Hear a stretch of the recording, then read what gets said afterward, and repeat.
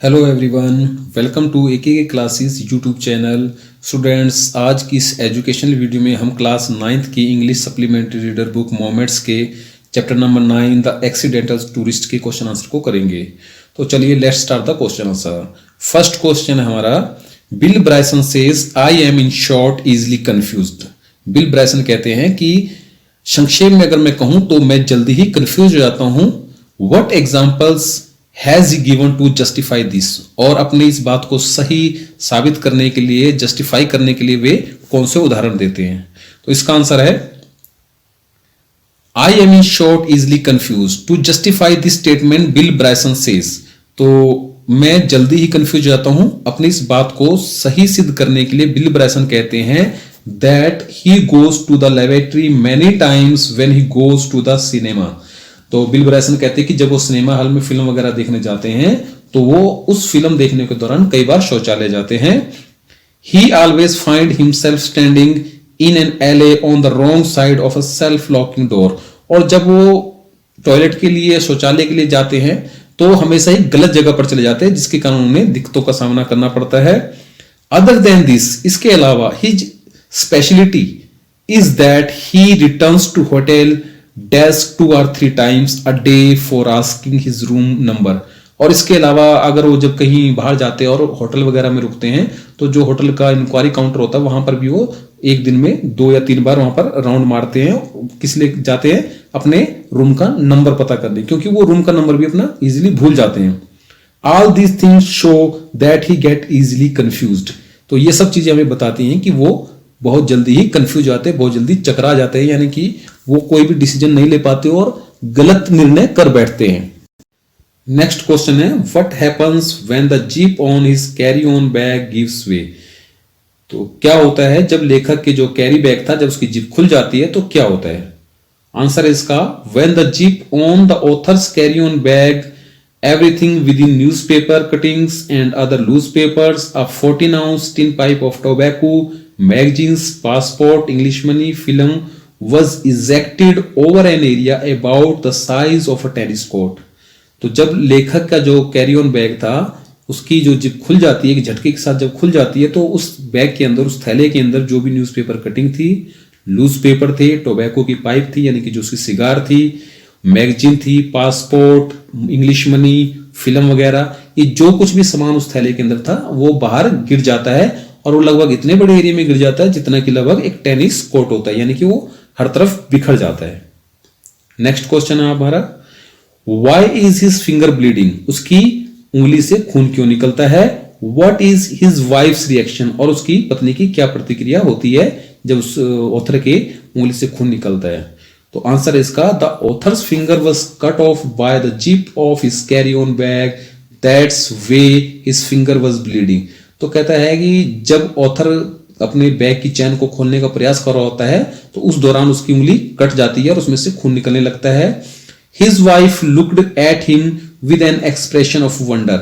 उसकी पत्नी जब वो उंगली अपनी जिप से कटवा लेता है और उसमें से खून निकलने लगता है तो उसकी पत्नी उसको बड़ी हैरानी के साथ देखती है, एंड सेड, और कहती है, I can not believe you do this for a living. तो उसकी पत्नी उसको बोलती है कि मुझे यकीन नहीं होता कि तुम इस तरह का जीवन जीते हो, यानी कि तुम हर चीज में हड़बड़ी करते हो और कुछ ना कुछ गड़बड़ करवा देते हो।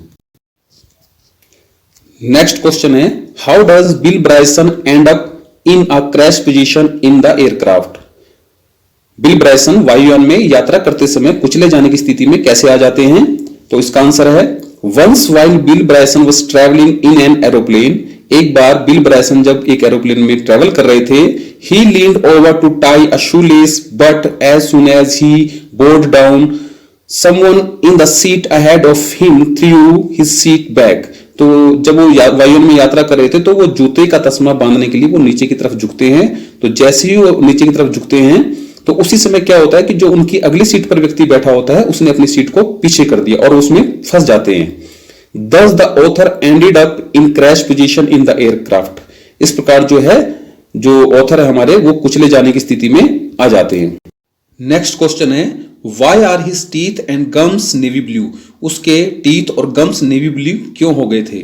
उसका आंसर है, while the author was writing important thoughts in a notebook, at that time he was also sucking the end of his pen.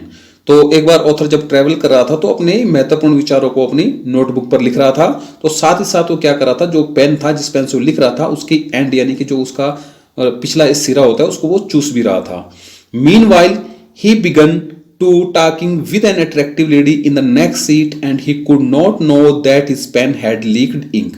और इसी दौरान क्या होता है कि उसकी जो अगली सीट पर एक अट्रैक्टिव लेडी बैठी होती है, एक सुंदर युवती बैठी होती है, उससे वो बातचीत करना शुरू कर देता है और वो भूल जाता है कि इसी चक्कर में भूल जाता है कि उसके पेन से जो इंक जो थी वो लीक हो गई थी।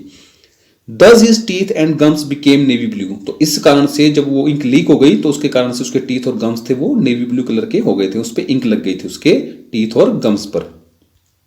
नेक्स्ट क्वेश्चन है, Bill Bryson aimed to be suave. Bill Bryson विनम्र होना चाहता था। Is he successful in his mission? क्या वह अपने उद्देश्य में सफल रहा? List his unsuave ways. उसके जो अविनम्र तरीके थे उनकी सूची बनाइए। तो आंसर है इसका no, Bill Bryson was not successful in his mission. नहीं, बिल ब्रायसन अपने मिशन में सफल नहीं हुआ। When he rose from the dinner table, जब वह अपने डिनर के टेबल से उठता था, it felt like an earthquake. ऐसा लगता था जैसे वहां पर एक भूकंप आया हो। यानी कि वो जब खाना खाता था डिनर टेबल पर तो जो खाना था वो भोजन को इधर उधर गिरा देता था और जिससे ऐसा लगता था कि जैसे वहां पर कोई भूकंप आया हो, अर्थक्वेक आया हो।